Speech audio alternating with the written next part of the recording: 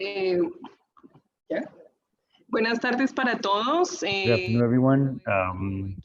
Our team in the park in Corchal de Hernández, the Flora Fauna Sanctuary, we see the experiences that we see with the restoration of the mangroves and cork forests in the protected area, and where we're supplying different strategies of restoration, such as the assisted rehabilitation of canals and agreements of ecological restoration in order to manage the uh, the increase of the levels of the ocean and saltwater intrusion in the protected areas. Now, we're seeing the screen right now, hopefully, in the protected area of the Enfocal Morenales Sanctuary in Colombia, in the department of Sucre and Bolivar. It's an area that has about 389 3,890 hectares, and it's a communication in the Correa Canal with the Rica Canal that it transports the water from the Magdalena River, one of the most important rivers of Colombia, or in Colombia rather, and we actually see a few issues of deforestation in the area, where it actually affects the rest of the basin, mainly the coast ecosystem, due to the um, sediment and actually comes in through the Correa Canal, which is the way that I'm showing you on the screen now. This canal actually transports water and the different sediments coming from the Magdalena River in a few of the sectors, and if you distribute them to the different interior canals from the protected area, such as the Rico Canal and the Urro or Portobello Canal and the Pablo Canal, and also this actually occurs in the level of sediments actually accumulates over time, and it affects the uh, the water flow in the mangroves you see in color green, and also the forests that are actually located in the areas of that are largely by water. So this is very important for Colombia because this actually prevents that the volumes of sediment actually reaches the Rosario Islands, which are very important coral areas for Colombia and deeper coral areas. So these sediments are basically, we understand these as a carbon sump. They're very important for the Colombian Caribbean. In this slide, you see the ecosystems that are actually protected throughout the area, which is the forest forest.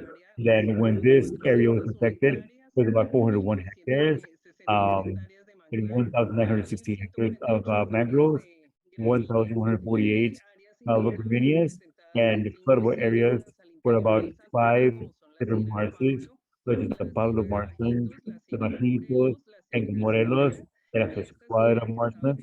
And this marshland is actually quite affected, which is the Tramponera marshlands, due to this saltwater intrusion.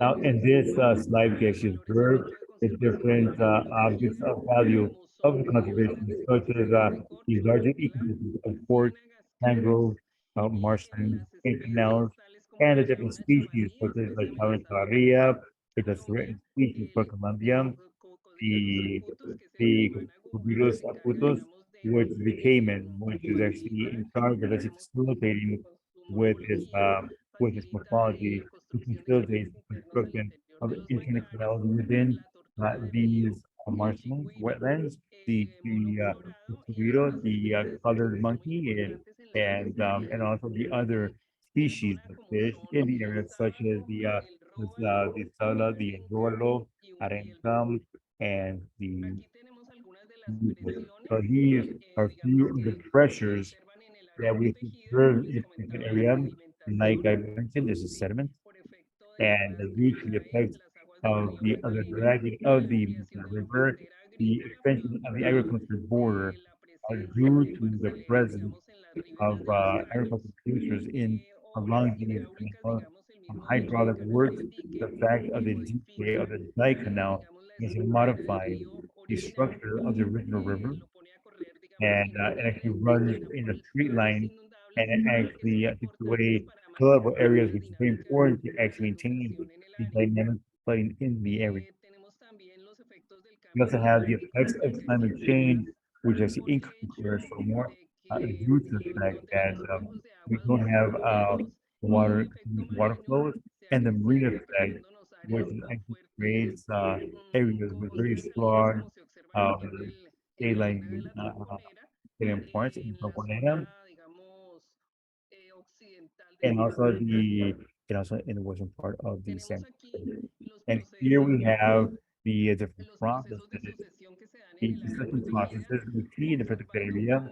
We observe exactly how in this slide, in the lower part of the slide, there's a process of weakening of the mangroves of the thing due to the fact that the fresh water get there. So these mangroves in its structure actually grow up weak and they don't reach the height that is necessary, and we can serve naturally, and you can actually see other species that are involved that actually occupy these spaces, like the Mata Tigre, Limea, and if you replace the red mangrove and of course trees in another part of the sanctuary.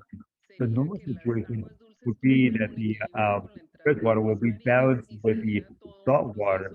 You can see a whole process of natural um, rehabilitation and mangrove and in the desert part of the forest. In this slide, we can observe that the protected area and its floodable areas, the coast lagoons, like the Pablo marshland, and other marshes within the sanctuary. We see that the greatest application see in the Pablo Toconera marshes, and we see in this line, we see in the left-hand side, how these measurements have been made of these communities have been affected tremendously by the Pablo Toconera marshes. We also see the process of a loss of the core forest of in light green, where it actually succeeded from 1986 to 2018 in studies carried out by the Bolivia Technological School, which appreciate a progressive loss of forest in the Palo Marsh. And we can see this in more part of the slide and in other sectors over here from the from the from the from the Ingenio Rico wetland, we see progressive loss of forest trees due to the fact of the non-arrival of fresh water and the accumulation of sediments. The Corchal sanctuary have been, and the team have been designing a restoration program that actually managed to identify 7 critical areas within the sanctuary in which it actually will work to carry out a restoration of rehabilitation rather of the canals and active restoration and ecological participatory restoration in the areas of the Portobello mangrove sector, where we have identified at least 156 hectares that must be properly managed. The Troconera mangrove sector, where we have been working since 2021 area with the planting of red mangrove in small little islands of 1 meter. And after the Canyon Rico, we see 108 hectares that are affected with this. And in the Morelos sector, mangrove sector, we worked with some allies to rehabilitate the canals and to do active restoration. Here we see the Equitel team integrated by professionals, technicians, and operators and field staff that they carry out the monitoring of the forest software for about 6 years now. And they also see or monitor natural regeneration of the plants and also the structure of the forest, taking data of the height and the height of the different individuals and physical chemical indicators of of these forest areas. We actually monitor the marshes and canals, and also we actually take data of fertility, of the volume area of the marshes, and the physical parameters and physical chemical parameters. And also we actually work with mangrove parcels, comparing these two areas in different distance of population, and it's in duration. So it's we see the composition and other composition of the composition in the different areas of the sanctuary. Now, for the Tronconera sector, we see that in the sanctuary, they're actually going to explain exactly how the monitoring system has been for these mangroves.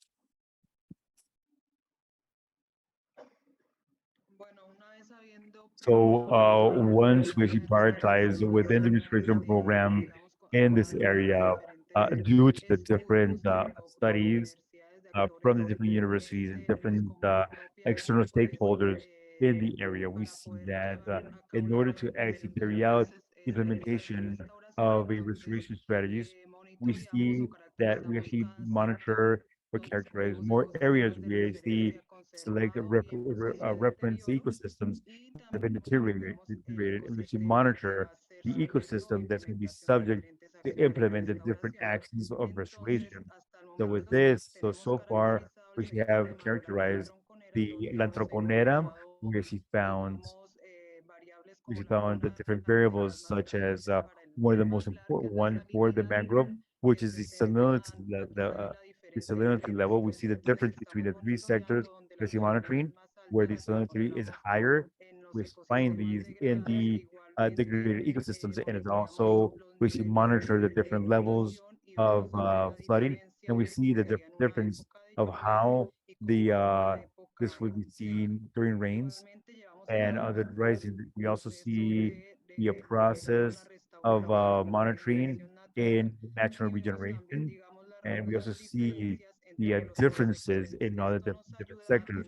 Now, this really helps us to actually have, according to what you find in the referral ecosystems, the guidelines of how to actually restore our ecosystem in the degraded areas. Now, in this sector, in the core area in the Rico sector. We have monitoring, we have a referral ecosystem, reference ecosystems in the kind of Correa area. We see the differences of when once has been influenced by fresh water, and it's an area that's also influenced by saltwater um, and we see these areas and we see some thresholds that according to these referral ecosystems, we actually know that when we need to actually carry out different actions of restoration. So this is the density where we see the greatest density in our reference ecosystems and lesser densities in the degraded ecosystems where we had total loss of parcels of monitoring, but we don't find it needed. Also, with salinity, we see a difference in different levels that we actually germinated according to the salinity taken by these species. We see that the majority are actually at the critical level. Also here with our flooding areas, due to the different blockage of the canals, we see that there's a permanent flooding, which actually exceeds what the species actually need to establish all this natural regeneration. In the Morelos mangrove sector, we see some pictures taken with a drone. We actually see how we start to see the colonization of the mangrove in few areas due to the sedimentation at the very beginning actually favored the establishment of these mangroves in other sectors of the area. It actually exceeded those levels, acceptable levels for the different species, and they're actually suffering hypersalinization. So in this, we also have what are the pressures that the establishment of crops, and that's what we have a strategy of restoration in the sector that we actually called. Boca del Pueblo sector, uh, the we can see evidence death of the Visenia hermina species due to hypersalinization, due to the blockage of the hydric or connectivity. We also see we see established in each of these sectors, as he mentioned before. We also have the hydrological rehabilitation, where we actually started doing some studies and monitoring and seeing how can we establish the historical flows of a few other canals that can help us to connect with our main bodies of water with the degraded areas. After this, together with the communities that are settled in this area of influence, we actually carry out this rehabilitation according to the results that we obtained during the characterizations. So we do this with uh, topographies. So here in the Plant Material Propagation Center, where we actually go into the communities and we actually carry out a support to the communities of the areas of influence, and having community nurseries, and also in the protected area has their own nursery where we generate all the plant materials that we use for the restoration area. Within the planting strategies, we also have one that is called Enchinampas, which we actually use is in flooded areas where we actually establish some cores of 1 square meter each with mud that's it on the same sector. And in this area, which establish certain density of the plants according to these site conditions. And we also did direct planting in the areas that actually allow for this. Another strategy is the participated restoration agreements that in all canals where in the canals that as he bring in fresh water into the sanctuary, we should have a presence of people we as called uh, and to prevent the expansion of the agricultural borders. So we actually do this in a participative manner together with fishermen according to the sectors where we actually have that pressure. One of the main results that we see obtained in these four sectors, this is in the Tronconera mangrove sector. We actually carried out plantings in different dispersion centers where we see a plant approximately 10 individuals is separated between 5 or 7 meters. And then we see also rehabilitated 2.2, 2.12 kilometers of canals. We had a survival rate of 88.9%. And after 5 months, 78.24 individuals. And we start to see the establishment of new seedlings. The maximum density is 1.78 per square meter, and we see the hydrological areas, the salinity levels actually are reduced. In the Mojoto Morelos mangrove sector, we do microscopic studies. As you can see, the levels of floodings are actually quite high. So we should do create the strategy of Chinampas, which establishes 1 meter by 1 meter cores, and we carry out different testings at different densities. Here we've actually obtained survival percentages of 99.22% in 1 year and 8 months, and 94.31% in 1 year and 2 months. However, we have not obtained a natural regeneration due to these levels of flooding that we see over here. For the Boca del Plata sector, where we actually do direct planting, our indicator is the density of the referral ecosystems. And so far, we've actually increased the density to 6.9 individuals per square meters in 1 year and 3 months. Also, in all these areas of crops, in all these areas and the areas within the area, we see agreements of conservation. And so far, we actually have 4 different strategies. One of the sustainable production systems where we actually see community nurseries and also agricultural production. in different areas of impact, the protected area. We also have the strengthening of best fishing practices with fishermen. We see who actually fishes within the protected area, and we have different agreements in order to actually to seek areas for fishing outside of this area, so all this the mangrove area, and to actually reduce the pressure within the bodies within the protected area.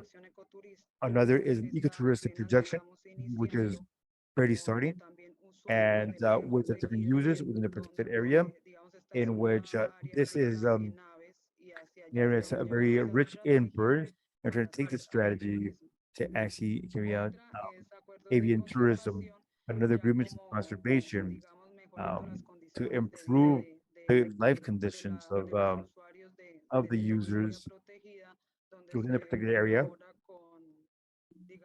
We should collaborate with we see a freezer where people don't have somewhere to actually store their fishes, and also solar panels because they lack public utilities in this area. And in conclusion, I want to say that all these strategies have actually taught us to actually work together with the communities. This is what we had the best experience. We actually involve the communities in the rehabilitation strategies, as well as the local handiwork. They actually managed to increase the levels of the involvement of the communities, and the agreements of conservation. We actually trying to actually have the users and the communities that are actually settled along this area. They actually participate in all these agreements. We also are the monitoring has allowed us to actually just carry this out and to have early alerts to actually implement actions when this actually allows us to actually improve the restoration efforts that we actually carry out. Thank you so much.